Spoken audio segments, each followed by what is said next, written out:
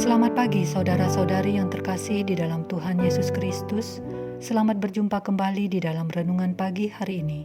Sebelum kita membaca dan merenungkan firman Tuhan, marilah kita bersama-sama mempersiapkan hati dan pikiran kita dan memohon tuntunan Roh Kudus. Mari kita berdoa. Ya Tuhan Allah kami di tempat yang maha tinggi, terpujilah nama-Mu selalu. Dengan penuh sukacita kami datang menghadap-Mu di pagi hari ini, di mana kami memperoleh kesempatan baru untuk menikmati hidup yang Tuhan sediakan. Terlebih lagi kami boleh membaca dan merenungkan firman-Mu yang akan memenuhi hidup kami, menerangi langkah kami. Berfirmanlah ya Tuhan, kami siap mendengarkannya. Amin. Saudara-saudari yang dikasihi Tuhan, renungan firman Tuhan pada pagi hari ini terambil dari Titus pasal 3 ayat 3-7. Saya akan membacakannya untuk kita. Karena dahulu kita juga hidup dalam kejahilan, tidak taat, sesat, menjadi hamba berbagai-bagai nafsu dan keinginan, hidup dalam kejahatan dan kedengkian, keji, saling membenci. Tetapi ketika nyata kemurahan Allah, Juru Selamat kita, dan kasih-Nya kepada manusia, pada waktu itu Dia telah menyelamatkan kita, bukan karena perbuatan baik yang telah kita lakukan, tetapi karena rahmat-Nya, oleh permandian kelahiran kembali, dan oleh pembaharuan yang dikerjakan oleh Roh Kudus, yang sudah dilimpahkannya kepada kita oleh Yesus Kristus, Juru Selamat kita, supaya kita, sebagai orang yang dibenarkan oleh kasih karunia-Nya, berhak menerima hidup yang kekal, sesuai dengan pengharapan kita. Saudara-saudariku yang terkasih, judul renungan pada pagi hari ini adalah Sejahtera Hidup Bersama Kristus. Saudara-saudari yang dikasihi Tuhan, ketika kita mendapati diri kita susah sekali mendapatkan kebahagiaan, susah merasakan damai sejahtera, kita cenderung akan melihat kehidupan orang lain. Kita menyangka orang lain lebih bahagia dan sejahtera hidupnya karena hidup berkelimpahan harta kekayaan, memiliki kehidupan sosial yang baik, terkenal, populer, banyak followers, memiliki kedudukan tinggi, memiliki pendidikan yang tinggi, dan sebagainya. Padahal, bila kita mau membuka mata sedikit saja, kita akan dengan mudah menyaksikan bahwa adanya orang kaya, orang terkenal, orang pintar, hidupnya berakhir dengan cara-cara tidak lazim, seperti bunuh diri, overdosis obat tidur, dianiaya rekannya sendiri, dan sebagainya. Kejadian-kejadian yang membuktikan kecemasan ataupun gangguan jiwa, kekhawatiran diderita mereka. Adanya hubungan yang tidak harmonis atau konflik terjadi juga di dalam kehidupan mereka.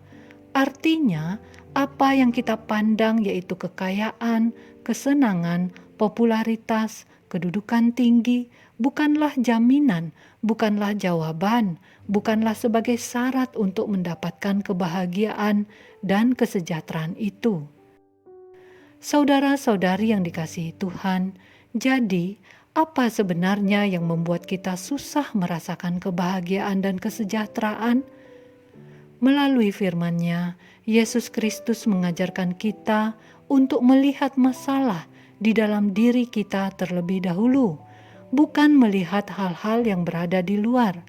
Kita harus bisa mengintrospeksi diri, mencari tahu apa penyebab yang sesungguhnya yang membuat hidup kita menjadi lebih buruk, tidak ada kebahagiaan, dan susah merasakan sejahtera. Padahal ketika dunia ini dijadikan, Tuhan Allah telah menciptakannya dengan sangat sempurna, sebagaimana dikatakan dalam Kejadian 1 ayat 31a demikian. Maka Allah melihat segala yang dijadikannya itu sungguh amat baik. Saudara-saudari yang dikasihi Tuhan, dicatat dalam Markus 7 ayat 21-23, Yesus mengatakan, sebab dari dalam, dari hati orang, timbul segala pikiran jahat, percabulan, pencurian, pembunuhan, perzinahan, keserakahan, kejahatan, kelicikan, hawa nafsu, iri hati, hujat, kesombongan, kebebalan. Semua hal-hal jahat ini timbul dari dalam dan menajiskan orang. Dengan demikian jelaslah bahwa tidak adanya bahagia dan sejahtera itu ditimbulkan oleh dosa-dosa kita sendiri yang timbul dari dalam hati kita sendiri. Kecenderungan kita berkutat mengejar kebahagiaan duniawi, harta duniawi, membuat kita tidak pernah merasa puas, telah menjauhkan kita dari Tuhan Allah yang sesungguhnya sumber dari kebahagiaan dan kesejahteraan hidup itu sendiri. Saudara-saudari yang dikasihi Tuhan, manusia diciptakan Tuhan pada awalnya adalah untuk hidup bersekutu dengannya. Tetapi manusia telah jatuh di dalam dosa, sehingga hal inilah yang memutuskan hubungan kita dengan Allah. Namun kita patut bersyukur telah dikirimnya seorang penolong yang menebus dosa kita, yaitu Yesus Kristus. Bagi kita yang telah ditebus dan lahir baru, maka tujuan hidup kita bukan lagi tertuju kepada hal-hal duniawi untuk mendapatkan kesejahteraan hidup, tetapi fokus kita adalah mengumpulkan harta sorgawi, harta yang kekal, tidak rusak oleh ngengat dan karat, dan tidak akan dicuri. Kita tidak lagi hidup dalam kejahilan, yaitu tidak taat, sesat, menjadi hamba berbagai nafsu dan keinginan, hidup dalam kejahatan dan kedengkian, keji dan saling membenci. Tidak lagi. Tetapi kita hidup setia kepada Tuhan, mengasihi sesama termasuk musuh kita, dan ikut di dalam mendukung perluasan kerajaan Allah. Ketika kita telah ditebus dari dosa, dan tujuan hidup kita telah diperbaharui, kebutuhan hidup dicukupkan oleh Tuhan dan beroleh kasih darinya, tentu saja kita akan merasakan sejahtera itu, sejahtera hidup bersama Kristus. Mari saudaraku, hiduplah setia bersama Kristus. Demikianlah renungan pada pagi hari ini. Tuhan memberkati. Kita akan menutup renungan dalam doa, tetapi jika saudara ingin didoakan secara khusus, hubungi email kami. Kerinduan kami agar channel ini menjadi berkat bagi banyak orang. Mari kita berdoa. Ya Tuhan, terima kasih untuk firman-Mu yang boleh datang saat ini. Kami telah mendengarkannya. Kami sangat diberkati oleh firman-Mu ini.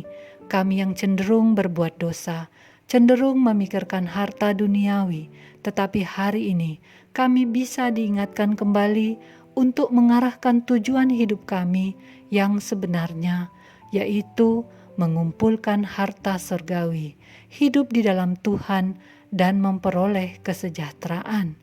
Ampunilah kami yang selama ini cenderung berbuat salah. Ampunilah kami yang selalu memandang kebahagiaan orang lain yang semu. Ampunilah kami yang tidak menghargai anugerah kehidupan ini. Ya Tuhan, sebentar kami akan melanjutkan aktivitas kami. Biarlah kami selalu membawa firman-Mu ini yang menuntun dan terang bagi jalan kami.